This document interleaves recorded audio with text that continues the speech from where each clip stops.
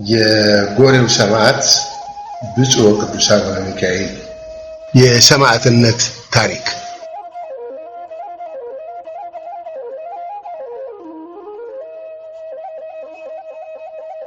ትውልድና ጵጵስናን ስለመቀበል። ሰማዕቱ ብፁዕ ወቅዱስ አቡነ ሚካኤል ከአባታቸው ከቄስ ገብረ ክርስቶስና ከእናታቸው ከወይዘሮ ትኩዬ በ1874 ዓ.ም ተወለዱ።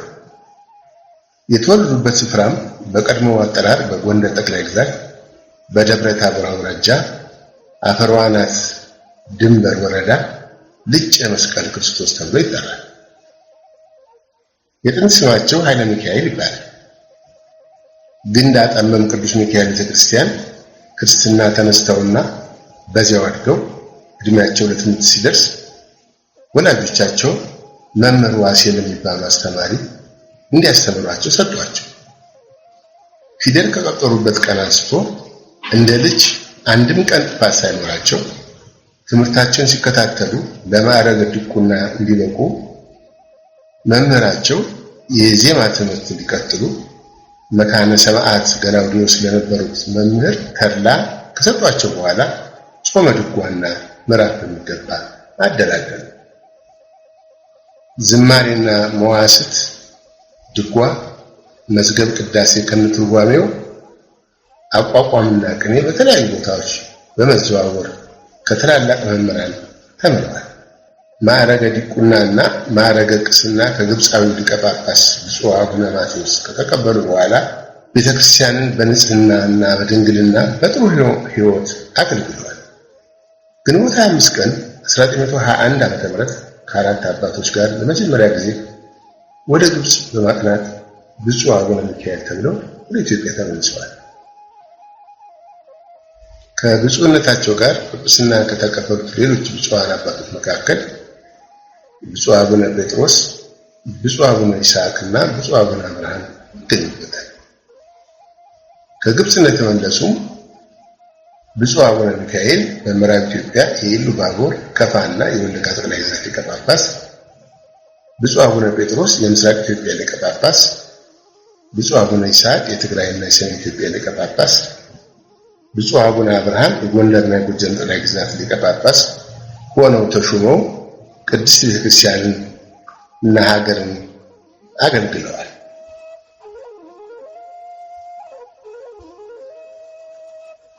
ከወራሪ ፋሽስት ኢጣሊያ ጋር የፈጸሙት ተጋድሎ።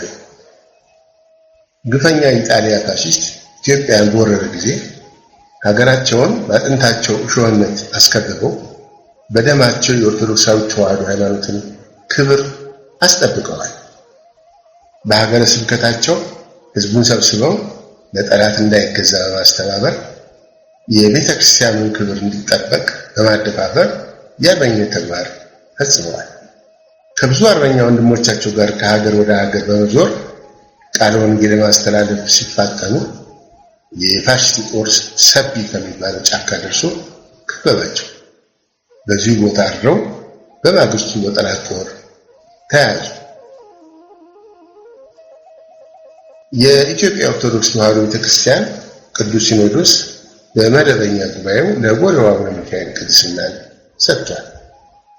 ፋሽስት ኢጣሊያ በ1928 ዓ.ም ኢትዮጵያን ሲወር በተፈጠረው የፖለቲካ ሁኔታ የተወሰኑ ጳጳሳት የተለያዩ አቋሞችን ሲይዙ አቡነ ሚካኤል እና አቡነ ጴጥሮስ ለሀገራቸውና ለቤተክርስቲያናቸው ታማኝ ሆነው መንጋችንን ለነጣቂ ፋሽስት ተኩላ በትነን አንሄድም ብለው በፋሽስቶች እጅ ሰማዕትነትን ሲቀበሉ ግብፃዊው ሊቀ ጳጳስ አቡነ ቄርሎስ ደግሞ ወደ ካይሮ አምርተዋል።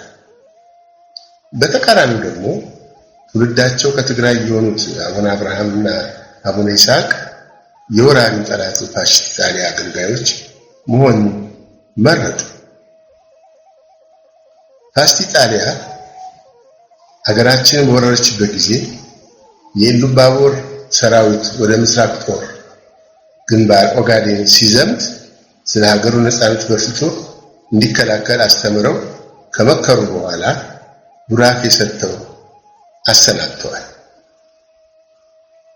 እሳቸውም በጾም በጸሎትና በምህላ ወደ እግዚአብሔር እየማለዱ ሕዝቡን ማጽናናት ቆይተዋል። የፋሽስት ኢጣሊያ ጦር አዲስ አበባ ከገባ በኋላ ቆራጡ የልብ ጓደኛቸው ብፁዕ አቡነ ጴጥሮስ ለሃይማኖታቸውና ለሀገራቸው ነጻነት መስዋዕት ለመሆን መዘጋጀታቸውን እንዲሁም ከነጻነት አርበኞች ጎን በመሰለፍ ሕዝቡ ስለ ሃይማኖቱና ስለ ሀገሩ ነጻነት እንዲዋጋ በመቀስቀስ ላይ መሆናቸውን ሲሰሙ በጣም ተደሰቱ። የብፁዕ አቡነ ሚካኤል በጠላት እጅ መውደቅ። በህዳር ወር 1929 ዓ.ም በፋሽስቱ የጦር አዛዥ በኮሎኔል ማልታ የሚመራው የፋሽስት ኢጣሊያ ጦር የጎሬን ከተማ ተቆጣጠረ። አቡነ ሚካኤል ደግሞ በጎሬ ከተማ አጠገብ ሳምቤ ቀበሌ በምትባል ስፍራ ሆነው ሕዝቡ ጠላትን እንዲከላከል በመቀስቀስ ላይ ነበሩ። ብፁዕነታቸው ከብዙ አርበኛ ወንድሞቻቸው ጋር ከሀገር ወደ ሀገር በመዟዟር ቃለ ወንጌል በማስተላለፍ ላይ እንዳሉ ከሁለት አርበኞች ማለትም ከግራዝማች ተክለ ሃይማኖትና ከቀኛዝማች ይነሱ ጋር በመሆን ከጎሬ ደብረ ገነት ቅድስት ማርያም ቤተክርስቲያን ወረድ ብሎ በሚገኘው ሰቢ ከሚባል ጫካ ሲደርሱ ይህን የሰማው የፋሽስት ጦር በአፋጣኝ ወታደር ልኮ አስከበባቸው። ከብፁዕነታቸው ጋር የነበሩት አርበኞች ከከበቧቸው የጣሊያ ጦር ጋር ተኩስ ከተለዋወጡ በኋላ የጠላት ጦር ከአቅማቸው በላይ በመሆኑ እያፈገፈጉ ሳለ አቡነ ሚካኤል በቅሏቸው ላይ ተቀምጠው መንገድ እንደጀመሩ በኢጣሊያ ወታደሮች ተያዙ። ኢጣሊያዊ የጦር መኮንን ብፁዕነታቸውን ከበቅሏቸው አስወርዶ በእግራቸው እንዲሄዱ ካደረገ በኋላ እርሱ በቅሎ ላይ ተቀመጠ። ይህን የጦር መኮንን አድራጎት የተመለከቱት ከጠላት ጋር የነበሩት የሐማሴን ተወላጆች ተቆጥተው የሃይማኖት አባታችን የሆኑትን አዛውንት በቅሏቸውን ቀምተህ በእግራቸው እንዲሄዱ ማድረግህ ግፍ ነው፣ በቅሎዋን መልስላቸውና አንተ በእግርህ ሂድ፣ አለበለዚያ እኛ ከዚህ ስፍራ አንንቀሳቀስም በማለት ድርጊቱን ተቃወሙ።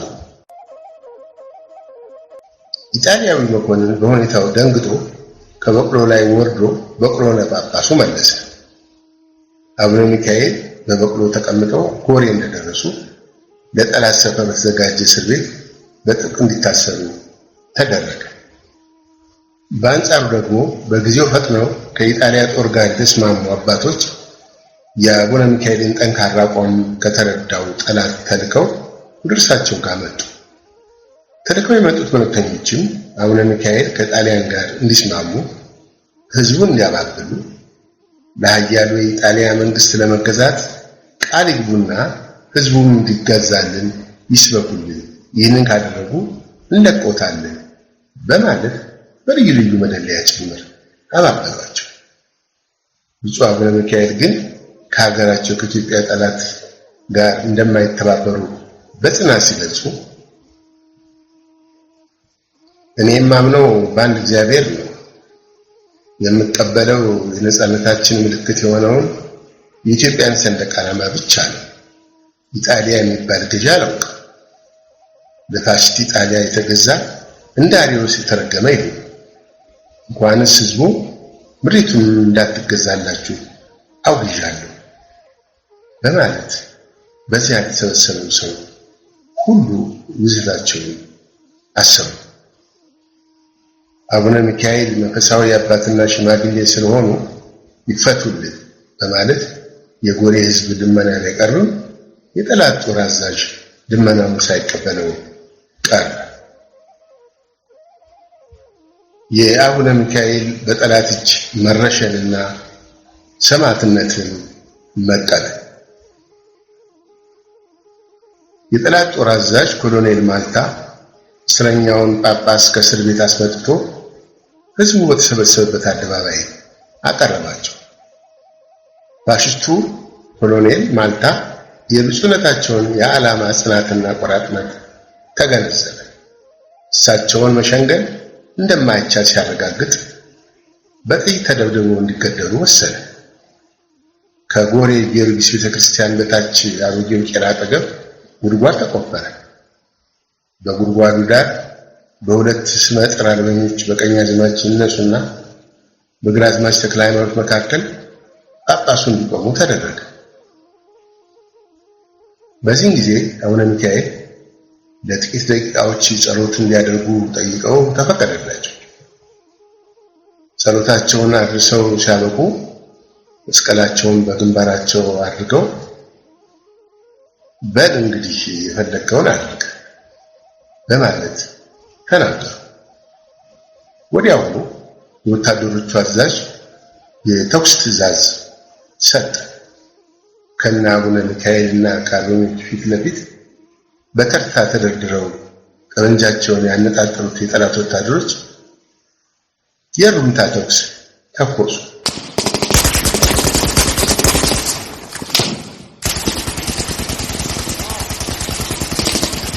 ብፁዕነታቸውና ሁለቱ አርበኞች በተተኮሰባቸው ጥይት ተመተው ወደቁ።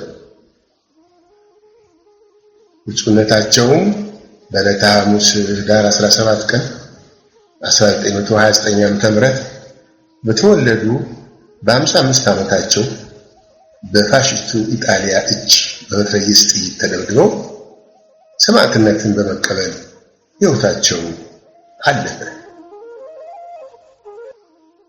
ፊቱንም ቢሆን በሰማዕትነት በክብር ማለፍን ይሹ የነበሩት ብፁዕ አቡነ ሚካኤል ሰማዕቱ ብፁዕ አቡነ ጴጥሮስ አዲስ አበባ ላይ በፋሽስት ኢጣሊያ ከተገደሉ ከ4 ወራት በኋላ ወሬ ላይ የሀገራቸውን ገናናነትና የሃይማኖታቸውን ክብር መስክረው ፋሽስትን በማውገዝ ሰማዕትነትን ተቀብለዋል።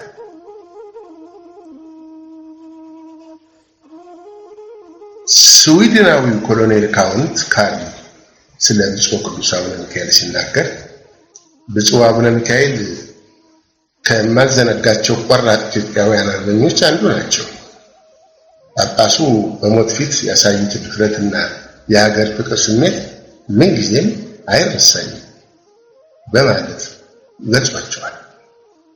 የቀብራቸውም ስነ ስርዓት በአግባቡ አልተፈጸመም ነበር። አቶ ወልደ አብ የተባሉ የሀገር ፍቅር ያደረባቸው የአካባቢ ነዋሪ በሌሊት ተነስተው ቀበሯቸው። ብፁዕ ቅዱስ አቡነ ሚካኤል ከተረሸኑ በኋላ አጽማቸው ከነበረበት አልባሌ ስፍራ ተለቅሞ በሳጥን ተደርጎ በጎሬ ደብረገነት ቅድስት ማርያም ቤተክርስቲያን በክብር የተቀመጠው ጠላት ከሀገር ተባሮ ነፃነት ከተመለሰ ከ1935 ዓ.ም በኋላ ነው።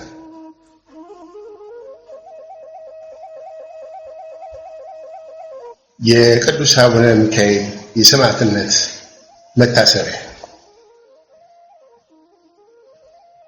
ጎሬ ከተማ በ1960 ዓ.ም በስማቸው የተቋቋመው አቡነ ሚካኤል አንደኛ ደረጃ ትምህርት ቤት 1054 ወንድና 603 ተማሪዎች እንዲሁም 24 ወንድና 6 ሴት መምህራን የሚይዝ የአቡነ ሚካኤል ትምህርት ቤት በማስታወሻነት ተገንብቷል። የኢሉባቡር ሀገረ ስብከት ሊቀ ጳጳስ የነበሩት ብፁዕ አቡነ ቄርሎስ የአቡነ ሚካኤልን ፎቶግራፍ ከግብፅ አሌክሳንድሪያ አስመጥተው በጎሬ ከተማ ቅድስት ማርያም ቤተክርስቲያን ፊት ለፊት በሚገኘው አደባባይ ላይ ከ1952 ዓ.ም እስከ 1967 ዓ.ም ድረስ በመስታወት ውስጥ አስቀምጠውት ነበር። በደርግ አስተዳደር ወቅትም በቦታው መንገድ አቋርጦ ያልፍበታል ተብሎ ፎቶግራፋቸው እንዲነሳ ተደረገ። በተጨማሪም ጠላት እንኳን ለመውሰድ ያልደፈረው የአቡነ ሚካኤል የወርቅ መስቀል ከ50 ዓመታት በላይ በቤተክርስቲያን ውስጥ ተቀብሮ ቆይቶ ነበር። ሆኖም በወቅቱ በነበሩት የጊዜው ባለስልጣናት ትዕዛዝ በኤግዚቢሽን ሰበብ ተወስዶ ሳይመለስ መቅረቱ ተዘግቧል። ቀደም ሲል የኢሉባቡር ጠቅላይ ገዢ የነበሩት ደጃዝማች ጣሰው ዋለሉ ብፁዕ አቡነ ሚካኤል በተረሸኑበት ቦታ ላይ ድንጋይ በማስካብ መታሰቢያ እንዲሆናቸው አድርገው ነበር። የኋላ ኋላ ግን ቢዘገይም የሰማዕቱ ብፁዕ ቅዱስ አቡነ ሚካኤል የምስክርነት ሐውልት ግንቦት 14 ቀን 2008 ዓ.ም በብፁዕ ቅዱስ አቡነ ማትያስ ፓትርያርክ ርዕሰ ሊቃነ ጳጳሳት ዘኢትዮጵያ ሊቀ ጳጳስ ዘአክሱም ወዕጨጌ ዘመንበረ ተክለ ሃይማኖት ብፁዓን ሊቃነ ጳጳሳት፣ የአርበኞች ማህበር ፕሬዝዳንት፣ ማህበረ ካህናትና ማህበረ ምዕመናን ተገኙበት ሰማዕትነትን ተቀበሉበት በቡሬ ከተማ ተመርቋል።